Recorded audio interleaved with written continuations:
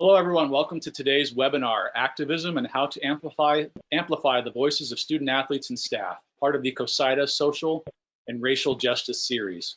Thank you to those who have submitted questions in advance, and we invite those listening today to submit more questions of their own. We'll do our best to address as many of those as possible during the webinar and possibly do something afterwards to address any of those that we don't get to. The description of today's webinar is that student athletes and staff members are arriving back on campus after 6 months of uncertainty. First, there was a pandemic that we're still going through, and then there has been an awakening of racial and social injustice, all of which disproportionately affect underserved populations, including people of color. These issues have brought forth significant voices, many of whom are student athletes, to the forefront, demanding action and change. How will you help student athletes and staff on your campus find their voice to channel their emotions into activism? My name is Kyle Chilton from BYU Athletic Communications, and I will be today's moderator. Our panelists are Anna Cockrell, Georgia McKee, and Julian Jones. Anna is a fifth-year senior on the USC track and field team. I was a 2020 Academic All-America Women's Team Member of the Year for track and field. She's a two-time national champion. Anna graduated in 2019 in communications and is currently working towards a graduate degree in public policy while still competing at USC. She has been involved in a variety of initiatives throughout her collegiate career, including being a founding member of the United Black Student Athlete Association in the USC Athletic Department this summer. Georgia is entering her senior year at Belmont, where she plays catcher on the softball team. After learning of the murder of George Floyd, she was co-organizer for a protest in her hometown of Frisco, Texas, that saw more than 4,000 people turn out in solidarity. Since the protest, Georgia has been working with city council members, her softball teammates, and Belmont's administration on how to elevate the voices of people of color during these times. Julian is the Assistant Athletic Director for Student Athlete Development and the Chief Diversity Officer for Kansas State. Jones was heavily involved in student activism while working as a men's basketball manager at Youngstown State. His involvement at Youngstown led him to serve as a postgraduate intern with the NCAA's Office of Inclusion. He then worked in student athlete development and helped create the Diversity and Inclusion program at Clemson, where he earned his master's in youth development leadership. He joined the Kansas State Athletic Department in 2019. Okay, we're going to jump into the first question here, which is many student athletes are becoming more aware of the power of their voice and have a desire to make a difference in their communities. For Anna and Georgia, what advice would you give to student athletes who have those feelings? How can people in our profession, sports information directors and other athletic administrators, support student athletes who feel the desire to be more than just an athlete? And then maybe for Julian, what advice would you give to other administrators? What about advice to student athletes to best harness their voice and use it for good? Let's start with Georgia. Yeah, I mean, I feel like every athletic department really emphasizes developing and caring about student athletes as more than athletes. I think now is the time we're seeing which athletic departments really mean that. Like to put aside being comfortable and sticking with just sports and to be engaged with the world and standing behind what your student athletes want to say is huge. To ask athletes what they want to say, to put together a statement as a team, then release it. Don't just like wait around and check a minimal amount of boxes to say that you did something. Like actually figure out how to make an impact on your campus and to listen to what the athletes say. Don't just box them into just being athletes. Anna, any thoughts on that? Yeah, so the first thing I would say is that student athletes were already more than athletes. You are a person outside of athletics. There's no action that you have to take to make you more than an athlete when you already are. As far as getting involved, the first thing I would say about that is don't reinvent the wheel if you don't have to. There are a lot of existing organizations you can join, whether they're on campus, in your local community, around your school. See what organizations are already existing around you and join those. And if there aren't any, reach out to some people and figure out how you can start your own. And then even once you start your own organization, still look for community and university partners. It's much better to be a part of a coalition, to be a part of a group, a collective, than it is to stand on your own. It can be easier to be brave when you have people standing beside you. So, you know, that's what we did at USC. We wanted to create a Black student athletes organization. We created that, but we're not standing by ourselves. We've joined with the Black Student Assembly on campus, the Center for Black Cultural Student Affairs, and we're reaching out to nonprofits in the Los Angeles area to do more work than we could do by ourselves. As far as how athletic administrators can assist in this process, I think the main thing is understand your athletes, understand where they're coming from, educate yourself, find out why are they so passionate if it's not already clear to you, and then connect them to resources, provide them opportunities to amplify their voice beyond the ones they have already, and truly see what they need to achieve their mission and their goals. I think that's great advice. I like what you said about reaching out to other organizations already on campus. When you created your organization when the USC Athletic Department, most universities have clubs and organizations already existing that you can learn from and partner with. I think that's great advice. I'd love to hear what Julian has to say about, you know, the other side of it. You know, we've heard from 2 student athletes. Now, an administrator, what do you say about supporting student athletes in their activism? Yes, thank you. I think just to start off, you know, Georgia and Anna are on this panel, you know, as strong student athlete voices. And so the admin and coaches who are listening, make sure you're listening to some of the things Anna and Georgia have to say, because that's what really matters, you know, the student athlete voice. And so although I'll be giving my perspective from an admin lens, I think, again, this is the perfect time to hear from some student athletes who are on this panel already of what they feel you should do as far as supporting them. And so I think, you know, we said it already, listen. It's important to listen. You know, we like to talk a lot and have ideas or thoughts we want, but do we actually listen? So making sure you're really listening. Lead by example, making sure that if you want your student athletes to amplify their voice, you're posting and using your privilege just as well on social media, you know, posting kind of, you know, Black Lives Matter and just other things that kind of enhance social justice initiatives, making sure that you, again, lead by example, but listen, I think is one of the biggest things. You have to listen to your student athletes, see what they really want.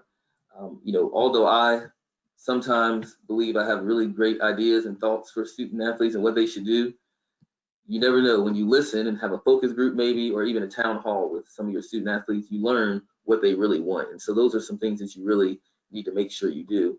I know for us, you know, at K-State, we had a town hall meeting with our AD was there, and our student athletes are really pouring their, you know, true emotions and sharing how they really felt. And that opened a lot of people's eyes in our athletics department to see, wow, we really have been missing the mark here. And so it's important, again, to listen. So that's kind of what I have as far as the admin piece. And then when we go to student athletes, it's important to speak up. And I know it can be hard at times to speak up, but if you don't speak up, we really will never know kind of what it is that you need. And so I try to do as admin, just continue to amplify and help our student athletes know, like, your voice really does matter. And so if you don't speak up, we really can't do much. I can say what I want, but once they know a student athlete is saying this, a lot more can happen. And so making sure you speak up. I think, you know, when you talk about speaking up as well, a lot of times, you know, SAC is one of those places where a lot of people, you know, go to or listen to. But a lot of times we don't have a lot of our Black student athletes or those who are sharing their opinions or have these feelings actually a part of those organizations. And one of the things I ask my student athletes is why, and they say, well, it's not people like me on there, or it's a lame organization, you know. And so, well, if you want your voice to be heard, you have to go be the change, and you have to join SAC to be that change maker. So that's what I would say for admin and student athletes. And maybe one thing I could add from that, you know, people in our profession, in the sports information profession, athletic communications, is, you know, we often have pretty close connections with a lot of student athletes. I think we could encourage the student athletes to speak up and use their voice.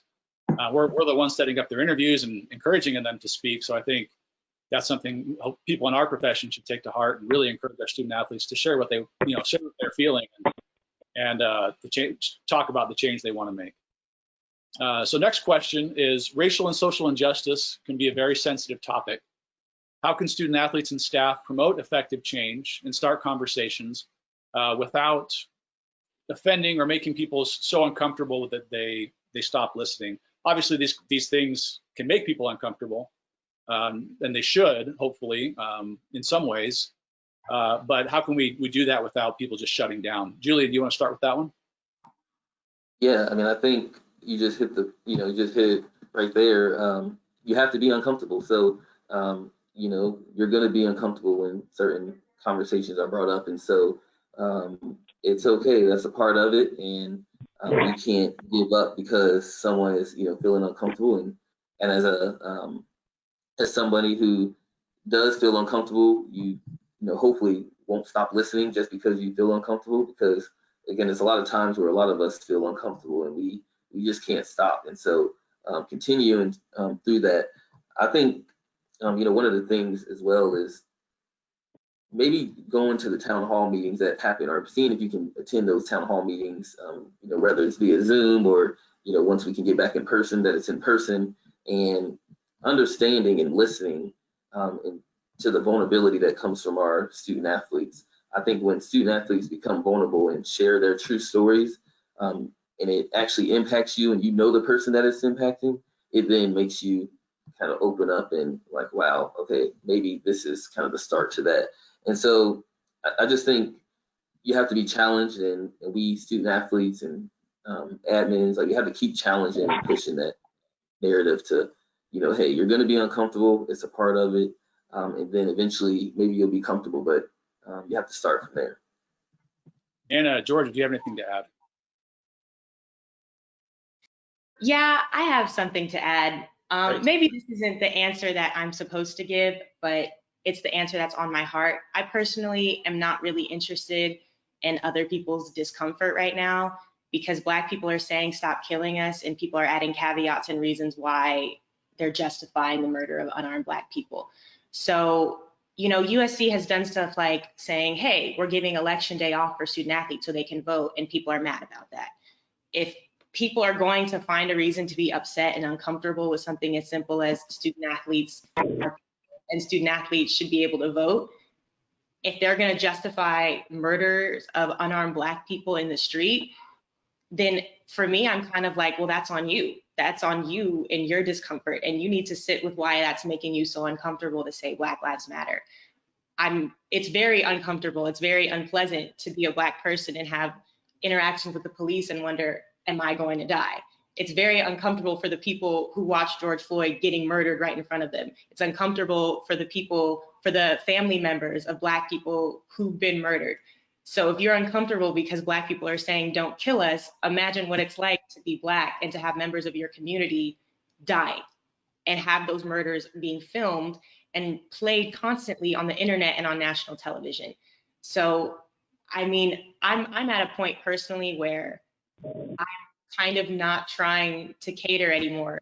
I'm not trying to justify my humanity or the humanity of other Black people. If you don't see it, then I don't know what to say. I don't want to die. I don't want my community members to die. I don't want my people to die. And if that's something that's off-putting to you, then you have to sit with that. I'm a human. I deserve the right to live. And frankly, I'm not really interested in coddling on that. I'm not interested in tailoring my message when my message is pretty simple. I want to survive. I want to live. I want Black people to live and have more equitable outcomes. So yeah, as far as discomfort goes, like, I guess that's on you. And I'm going to say what I have to say and do the things I think I need to do to get better outcomes for my people. Great, thank you. Georgia, anything to add? Yeah, I mean, we have to get over ourselves. Like, if we aren't getting uncomfortable and making bold statements, then everything that we're doing is meaningless. Like, if we're just gonna post a Black square on social media, or just like release like some haphazard statement, like, that's not getting to the heart of the issue. Like, if we aren't looking inward, if we aren't like willing to do deep radical change, then we're just part of the problem. Great, thank you. Yeah, there's a lot of, I think, especially for white people, we need to look inside ourselves and really explore why we're uncomfortable and keep going with that, keep exploring that, and keep learning and keep trying to do more. Thank you for those great responses. Our Our next topic that we're going to discuss is emotional labor, which can come in a variety of forms, but sometimes it's the unpaid labor that people take on at work. Often, a lot of research shows that's done by women doing things that they're just kind of thrown on them because of their gender. Sometimes it's people code switching or switching their behavior to fit in, whether it's people of color, Black people, LGBTQ people often have to do those kinds of things to feel like they're not going to get in trouble for being who they are. But a lot of people are asking what they can do to help educate themselves, and a lot of times we look to, especially in this time and this topic, we might look to our Black friends and colleagues and say, hey, educate me, teach me, tell me what I need to do. And while there's maybe a place for those conversations, what is the responsibility of people that are trying to learn? And how can we not overburden our Black friends and colleagues? And what can athletic departments do to help alleviate that pressure from the Black student athletes and staff members who might feel like it's all on them to educate? Anna, do you want to start with that one? Sure. So the first thing I would say is there's a wealth of literature, of film, of music, of movies, of TV shows that explain the Black experience. If you want to get super academic, you can find academic journals on institutionalized racism. If you want it in documentary form, you can go to Netflix. They have a whole bunch of Netflix documentaries. So the information is out there, and it's honestly on you to seek it out. And it's kind of unfair in a way, and it puts a weight on Black people when you're asking them to explain things to you that you could seek out for yourself. And obviously, when Black people are speaking on their experiences, you should listen. When anyone who has a different experience than you is speaking, you should listen. But don't go in with the expectation that they owe you information, they owe you resources, they owe you their time. That's the challenge, and that's the fine line I think people have to walk. And even I walk this line. Like, if I'm asking anybody for anything right now, before I ask them for something, I say, hey, do you have the time, energy, and emotional space to take this on?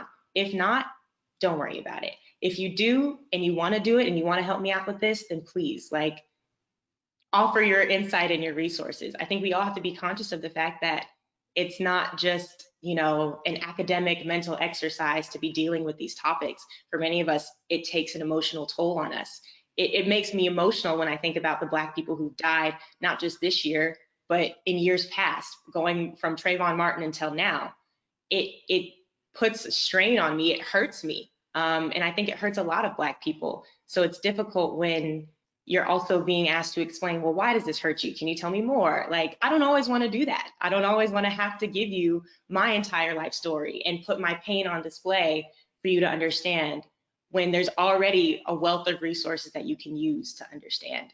I would also just say, one thing that's been interesting is some of my white friends and my non-Black friends have come to me and they're like, oh my God, I benefit from white privilege. I'm having all these realizations.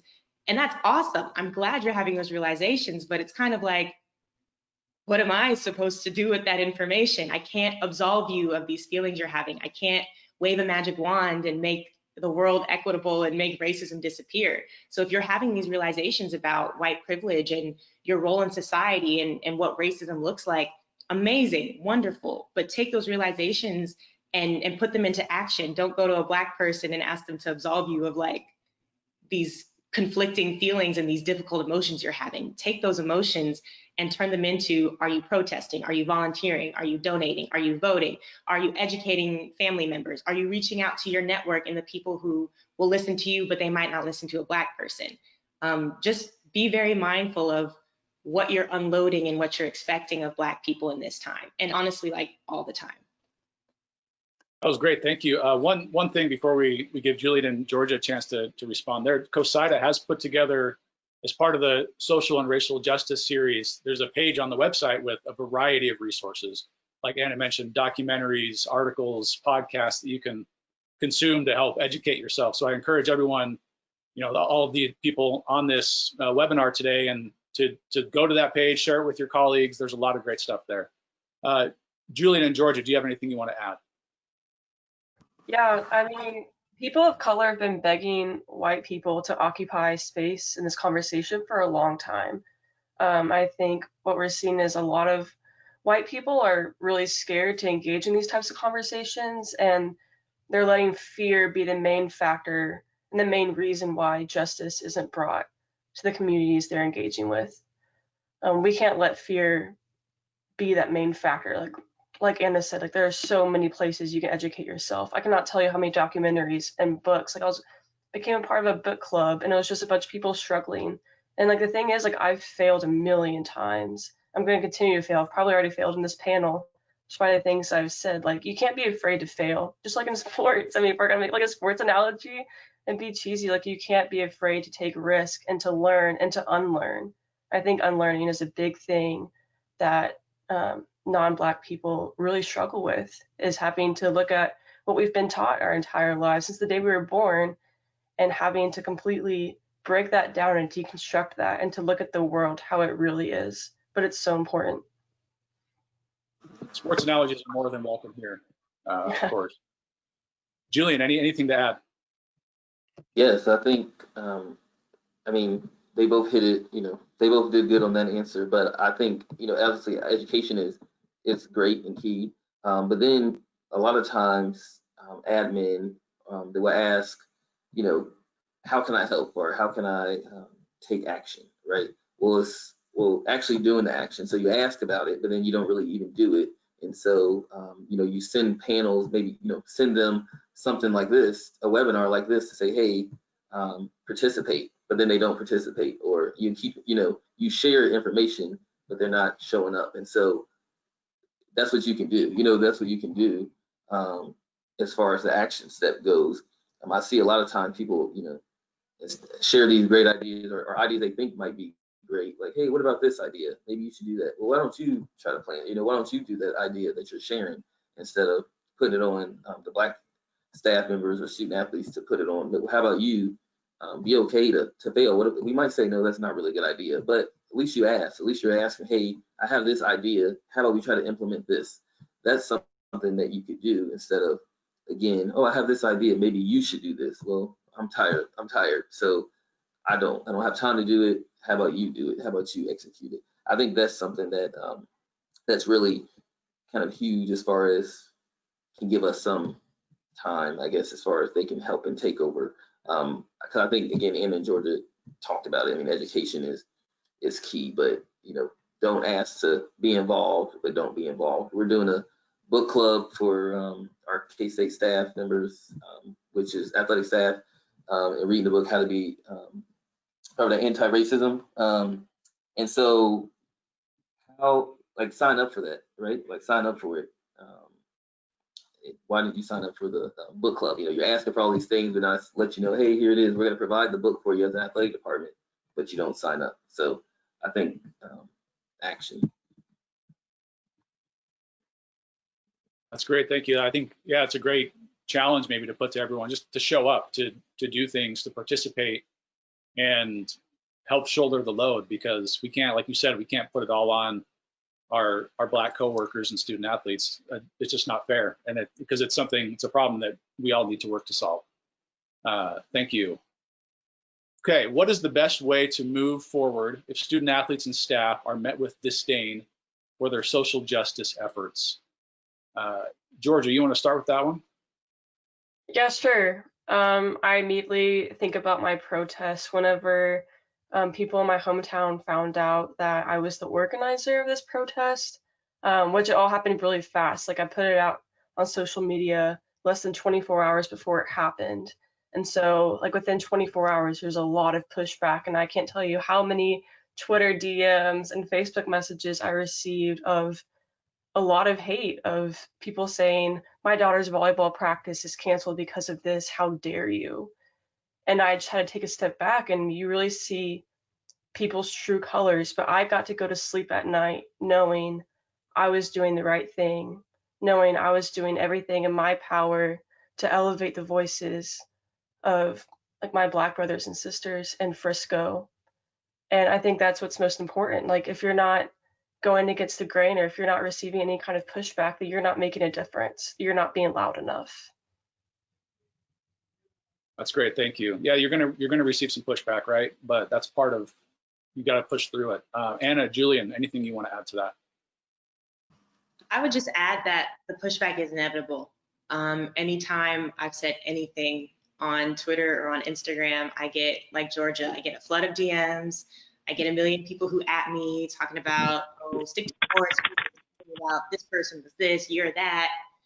I think what makes it more manageable for me is that I have a really strong group of supporters and people that I can lean on, not just like my immediate family, but my family at USC, the organization at USC. So when I feel overwhelmed or afraid or stressed out, I have been able to go to these people and say, this is making me upset. This is making me feel bad. Like, I don't know, am I going too far with this action? So to have like that group of people who I can bounce ideas off of, who I can vent to, who understand what I'm going through, just having that community has made it a lot easier when the inevitable pushback comes, when like the personal attacks come, even though it feels out of nowhere and it always kind of stings a little bit.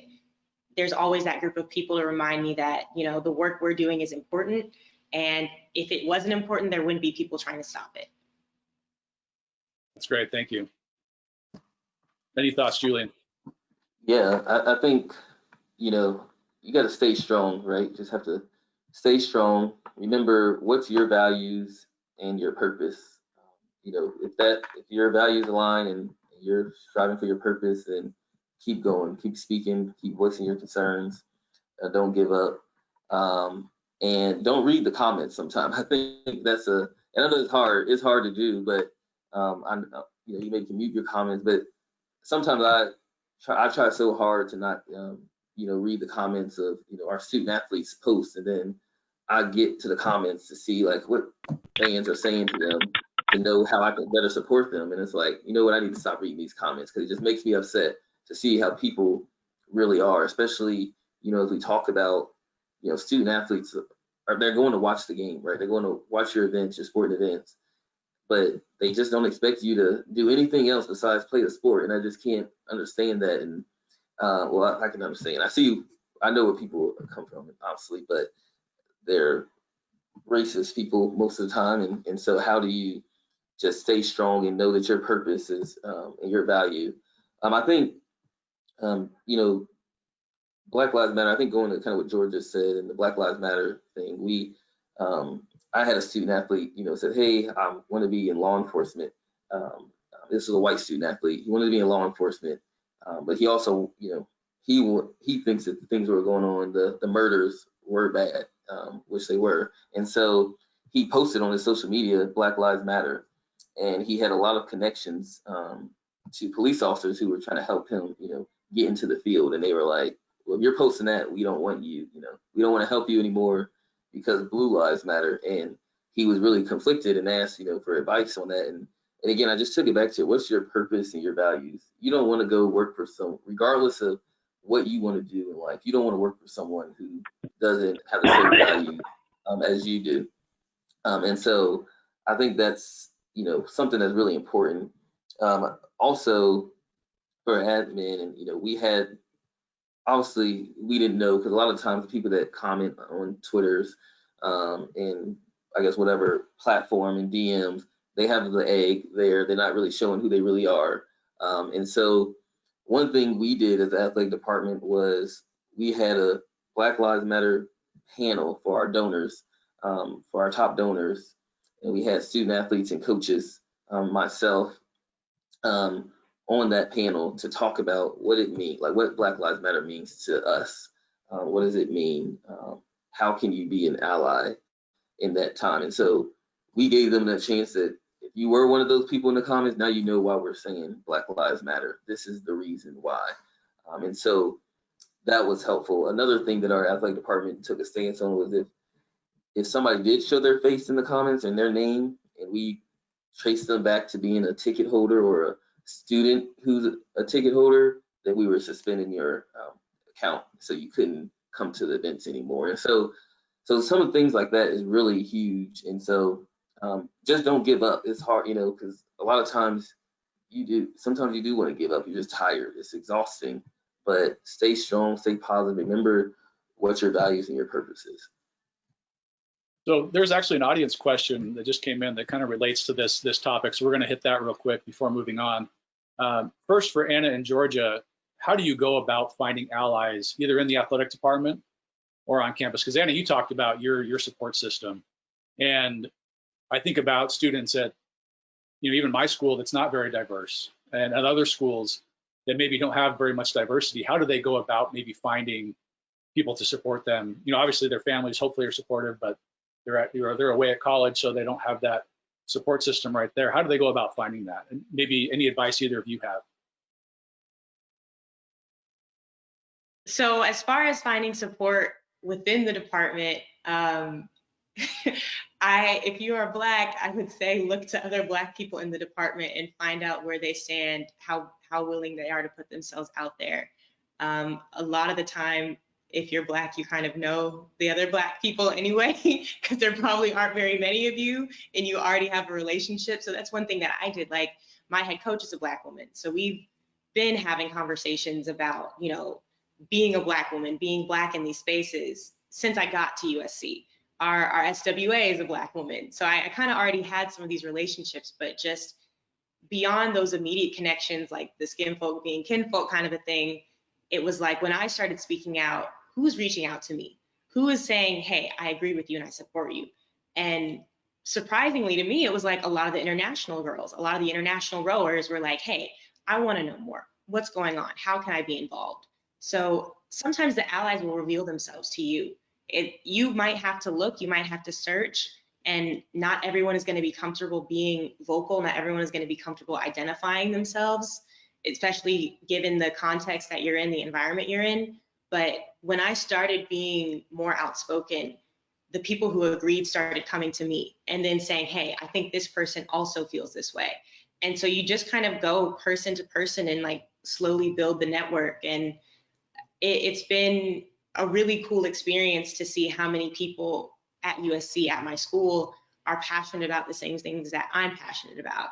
And then even beyond that, it was like, hey, I'm on the soccer team at SC. I know a soccer player at UCLA who feels this way. And so then that's how you start building connections beyond your immediate campus into other schools in the area, into other schools in the conference.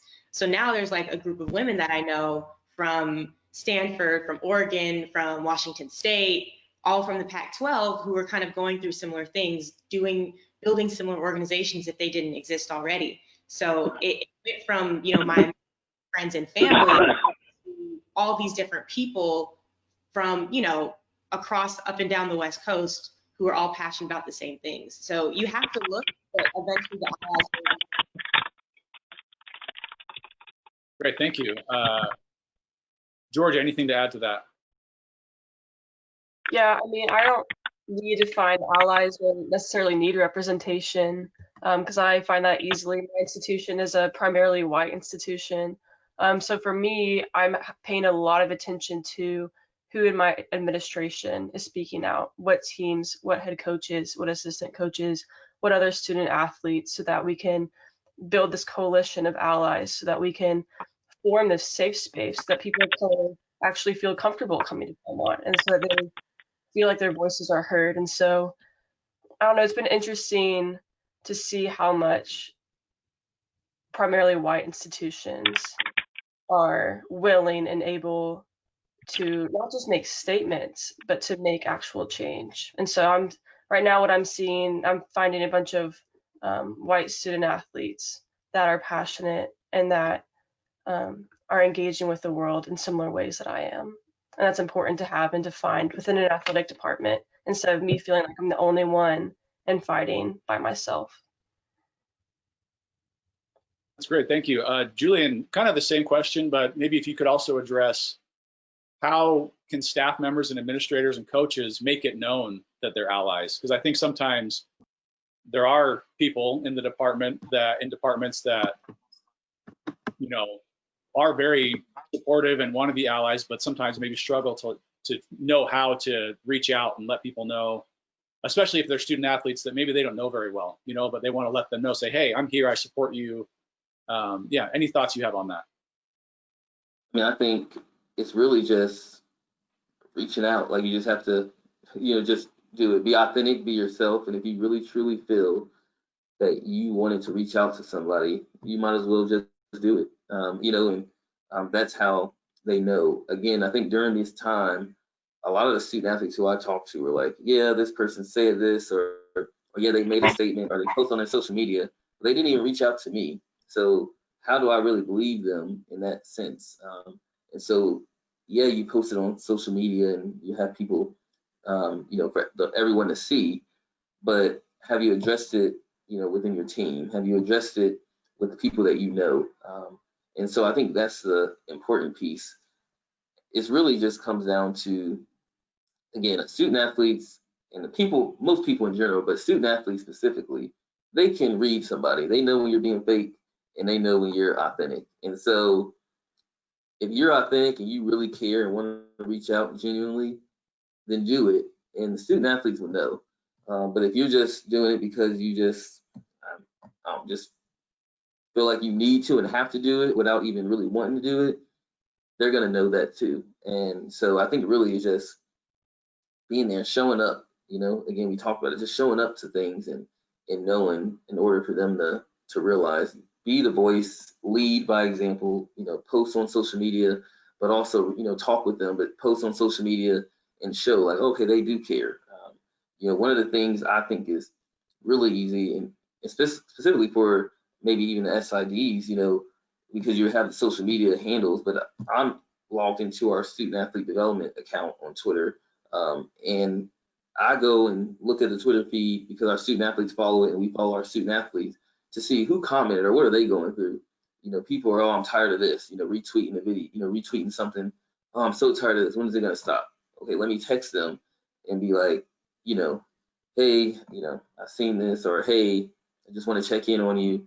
And not saying that I have to look at that to check in with people, because I typically just check in with people anyway, but sometimes I may see that somebody's really going through something more when I look on social media, so I want to make sure I'm reaching out to them. And so I think that's another easy way to do it. How, if you're looking at social media and you see student athletes and they look and they seem as if they're going through something and you really genuinely care, you should reach out. But if you don't, and you just want to do it just because, then don't waste the time, because they're going to know that it's not authentic. So Great, that's great advice. Thank you. Okay, let's move on to our next topic, which is representation. Representation matters, right?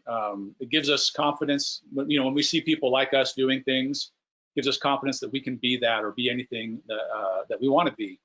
And it helps us find people who might be safe mentors. And though a large percentage of student athletes are Black or people of color in our athletic departments, the coaches, administrators, and staff members are a vast majority of institutions don't match that demographic. Why is representation important? What can be done in college athletics to diversify these positions, whether it's coaches, SIDs, sports psychologists, marketers, etc. Anna, you want to start with that? Sure. So as far as like what athletic departments can do to address representation, maybe this is me just thinking simply, but like hire Black people, hire people of color, hire LGBTQ+ people, make your athletic department diverse. Like, as a student athlete, I don't have hiring power. I don't make those decisions. So if you want to see a more athletic department, then like pressure your athletic department, pressure the people who have those hiring powers to make those decisions. I think one thing that white people can do, non-Black people can do, is use their privilege to advocate for Black people and other people of color. So if you are a white person, you're looking around your athletic department and everybody else is white, when a position opens up, I don't think there's anything wrong with saying, hey, let's consider somebody who's diverse. Let's make sure we're making an environment where we're hiring Black people, and also this is a safe and healthy working environment for Black people and other people of color. As far as why representation is important, I mean, you can hit it on a number of levels. So like on a medical level, there are all these studies coming out about how when Black people, Black newborns are treated by Black doctors, they're more likely to survive.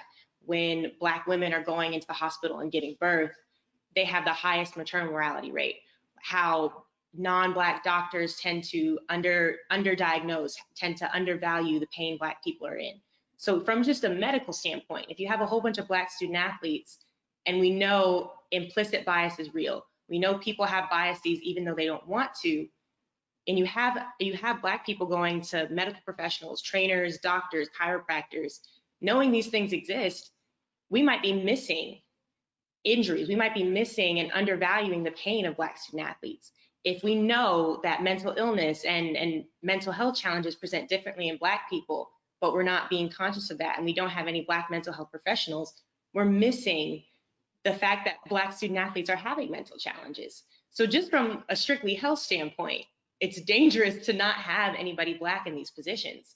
But from a standpoint of like student athletes being able to see people who look like them, that's powerful.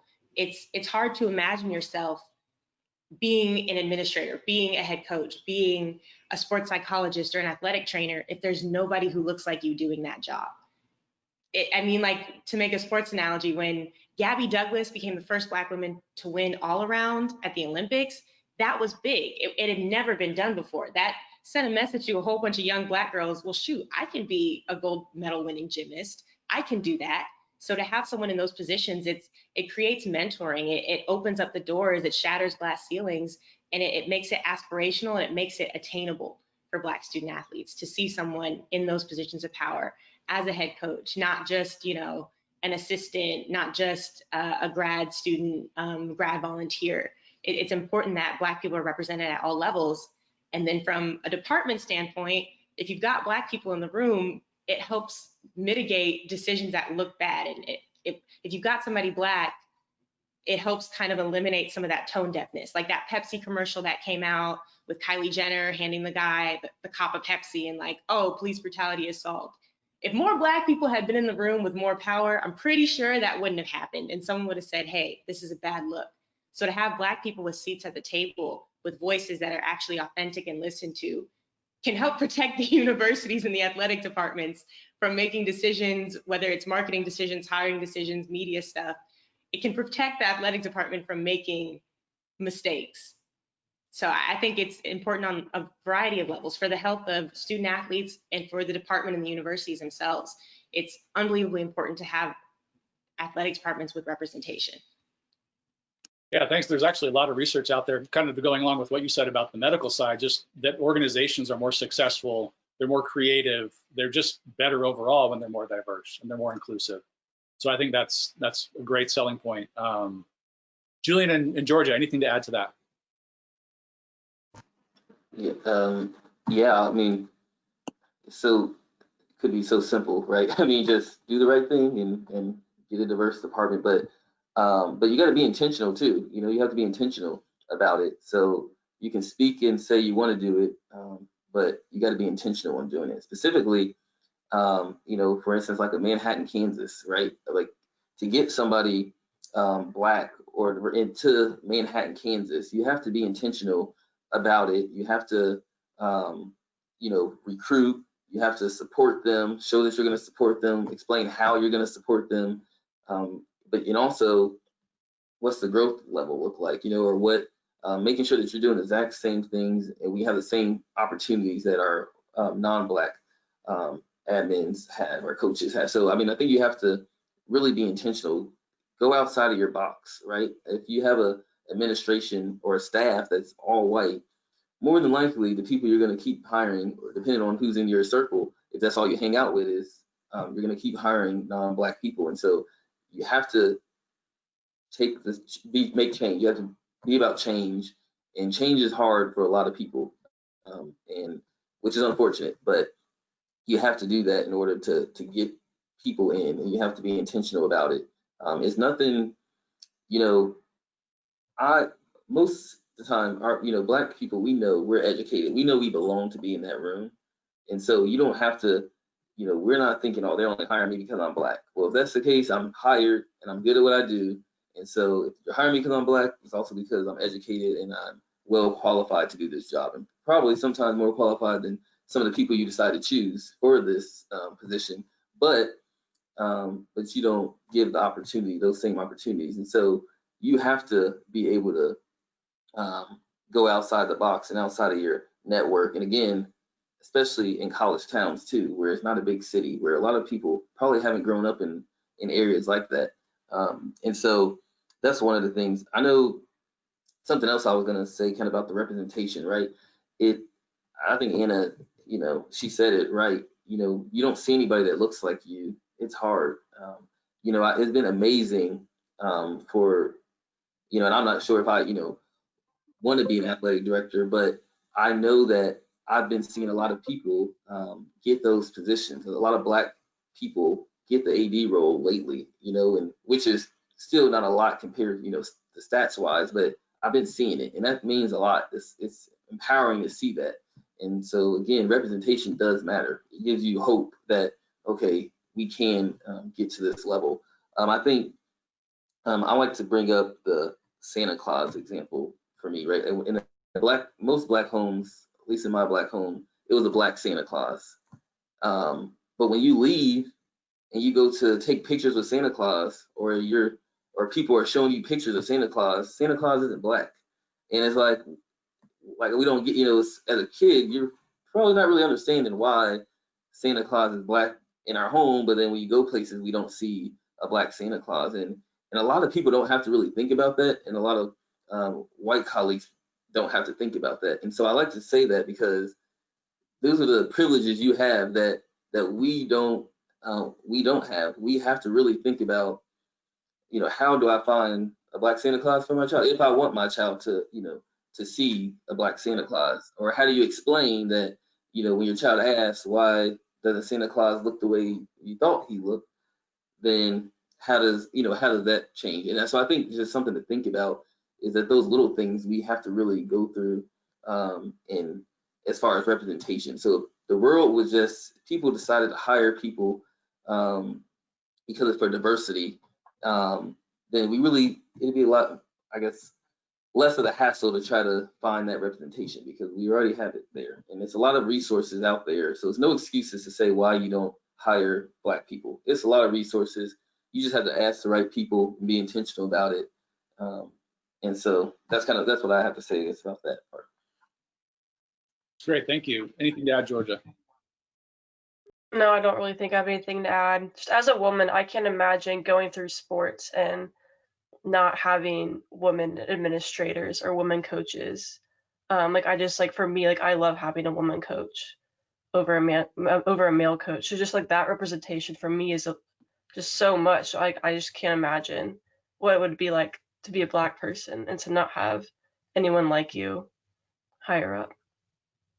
Yeah, thanks for adding that. And I think it's important as hopefully organizations do try to diversify their workforce, they look at the environment that they're bringing people into, and is it inclusive? Because if it's not, that's great that maybe you tried to diversify your workforce, but if it's not an inclusive place where people will feel comfortable, they're not going to stay, and they're going to leave and probably have a bad taste in their mouth about your organization. So I think inclusivity is so important as well, and I think you all kind of touched on that, but I just wanted to highlight that.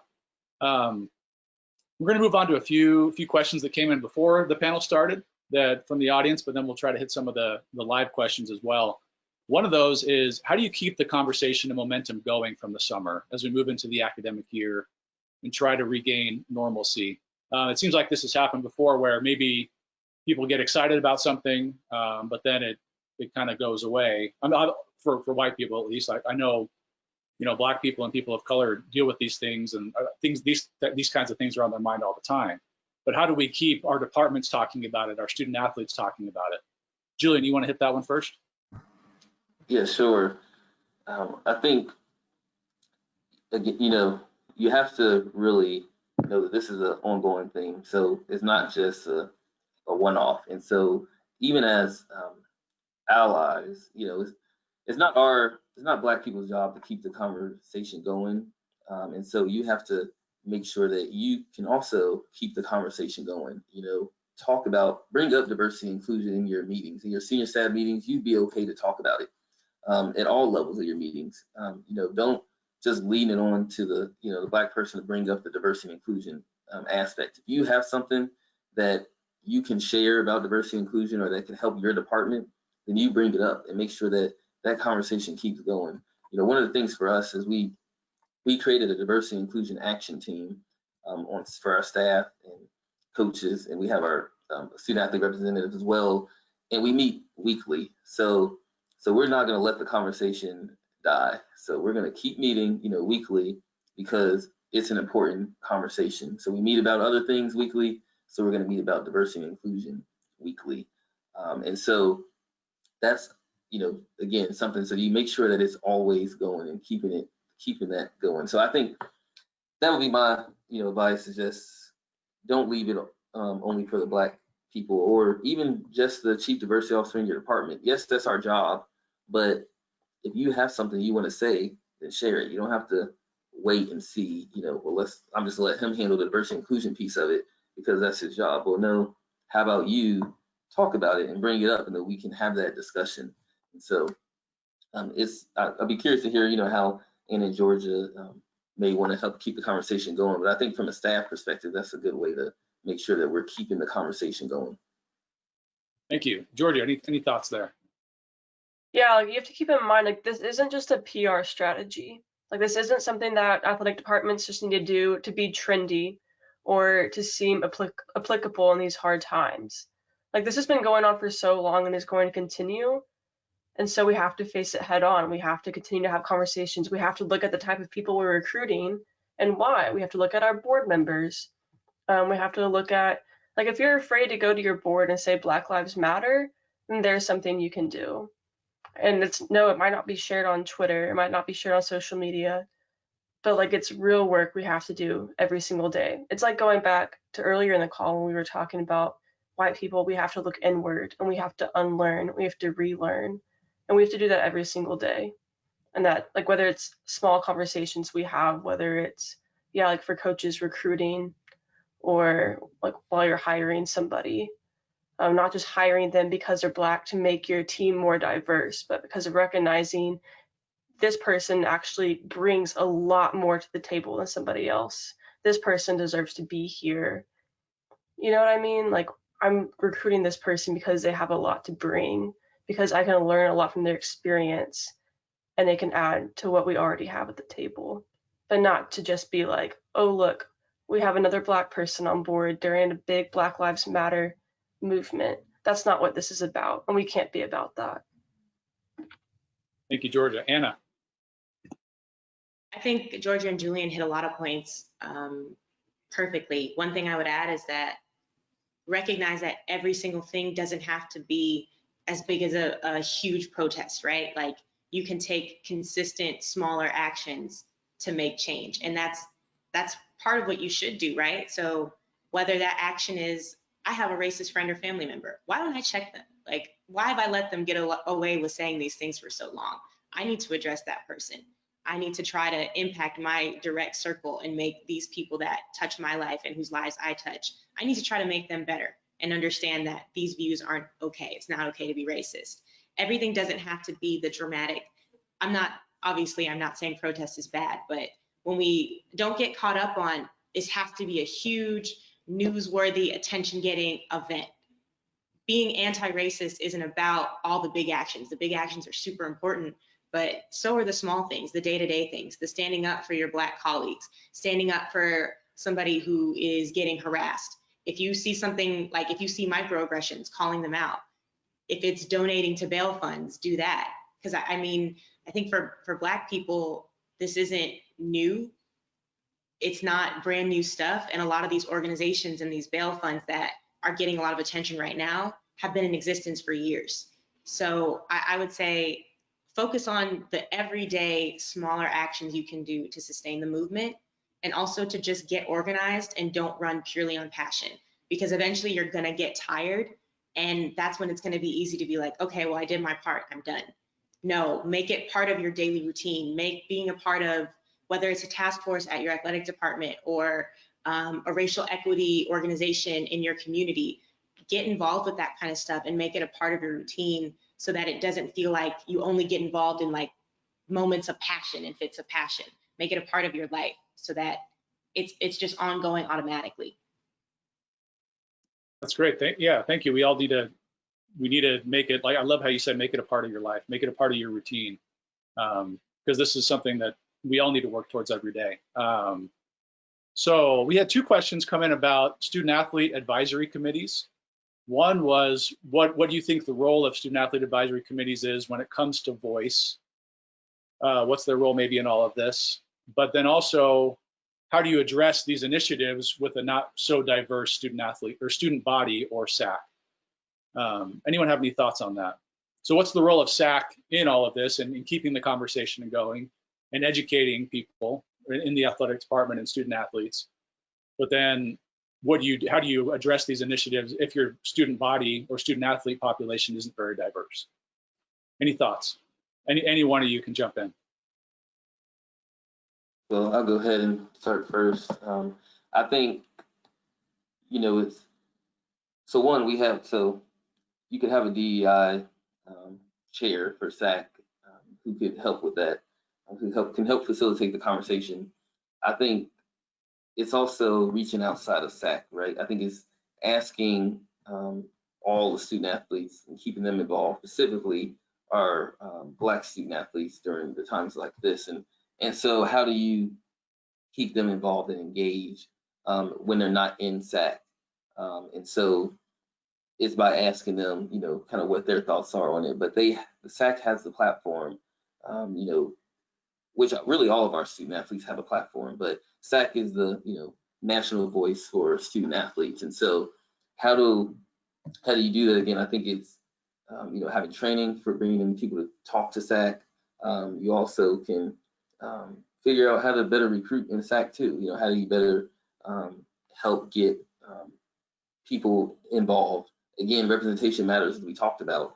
So if they really don't see anybody on those, in SAC, they're like, okay, I must not be for me. And again, that's some of the things that we're going through at K-State. It might not be for me, but it's my job, and that's where at least I feel that it's my responsibility to help educate some of our Black student athletes to get involved, because you do have a voice there.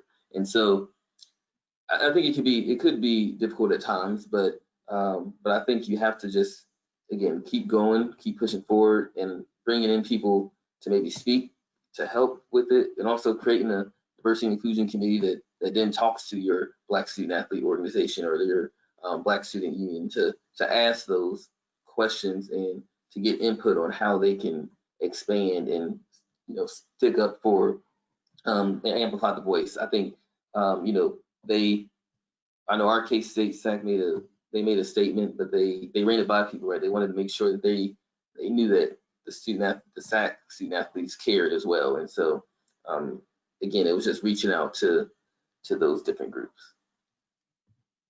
Great. Anything to add from Anna or Georgia? We have probably one more question we can probably squeeze in, but. I'll just add really quick to Julian's point about if you don't see people in there, it doesn't feel like it's for you. That was my experience at USC. SAC did not feel like it was for me, because when I looked at the organization, I didn't see anybody Black. And that's something that we're now addressing, like, hey, it is for me because I am a student athlete. So I should be here. Other Black people should be involved. And it goes both ways. One, why is SAC not diverse? And two, let's make it diverse. Let's get involved. Let's ask them to open the doors to us. And so part of what we did at USC was SAC was moving slowly at SC. They hadn't said Black Lives Matter. They hadn't really said anything about anything that was going on. So that was part of the motivation for creating UBSAA. Like, okay, well, if SAC isn't going to do it, we're going to make an organ, we're going to do it. We're going to address racial equality. We're going to say Black Lives Matter. We're going to get this stuff done. So I think what Julian is saying about working inside of it and outside of it is really important, because yes, SAC has power. Yes, SAC is like ingrained in the NCAA and all these different institutions. But if SAC, whether at the local level or the broader like national level, if SACs aren't willing to get involved, if they're not willing to take a stance, then I say absolutely make action and work outside of SAC, because all student athletes have a voice. All student athletes, if you are in the business of college athletics, you should care about what your student athletes are saying, whether they're in SAC or not. So if you can get in SAC and get your SAC to get involved, by all means do it. But if not, don't feel like SAC is the only avenue to make change and to make a difference. So real quick, I think this is a good question to try to address really quickly. How do you work with coaches in your program that still don't understand or validate Black Lives Matter? Maybe they just don't get it or whatever. Anyone have a 30-second thought on that before we finish up? Anyone want to touch that one?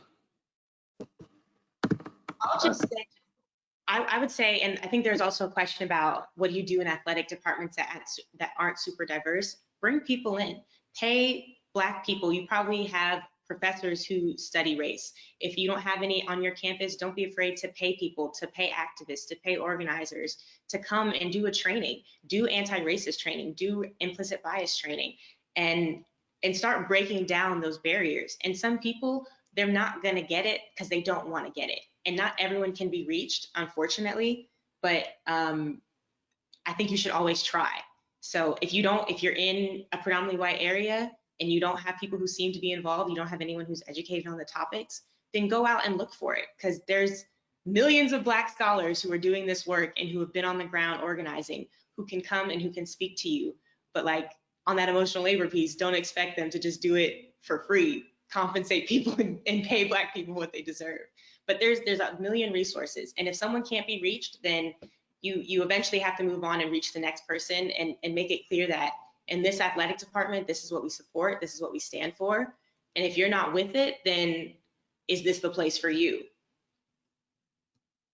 That's great. Anyone have a 10-second reply to that or other thought? I mean, I was just gonna say, if you really just can't get that Black Lives Matter, I think it's just at this point, I think it's just your own prerogative and you can't get over it. But how about maybe we get rid of all our Black student athletes, and you know, imagine all your Black student athletes are gone, and how things move, or how, you know, how things go, or if Black lives in general, all Black people were gone, and see how things are moving forward or go, or how would it look like if we were all gone. And so I don't know, maybe that'll help them out a little bit. A lot of people probably may not have some jobs if these were, you know, that was the case. And so maybe think about it that way. But I think it's, yeah, educate yourself, keep trying to educate yourself. But after a while, it's hard to, if you don't get Black Lives Matter now, I think it's just kind of, I don't know. Yeah. Well, we're out of time. I just want to thank you, Anna, Georgia, Julian, for your time and for your advice and expertise. This was a great panel. I hope everyone that did tune in will share this with their colleagues and pass it around on Twitter and via email and everything. It will be up on the CoSIDA website soon, later today. So check CoSIDA.com for details there. Our next CoSIDA professional development webinar will be September 1st with a focus on mental health strategies and tips for athletic communications professionals during these challenging times. Details will be available for that panel in the next few days. And again, thank you all for tuning in, and thanks to our panelists. Thank you.